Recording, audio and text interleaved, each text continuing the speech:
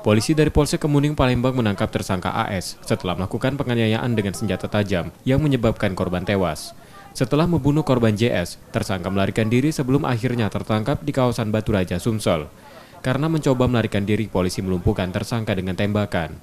Polisi menerangkan peristiwa terjadi saat korban mendatangi rumah tersangka untuk menagih hutang sebesar 7 juta rupiah.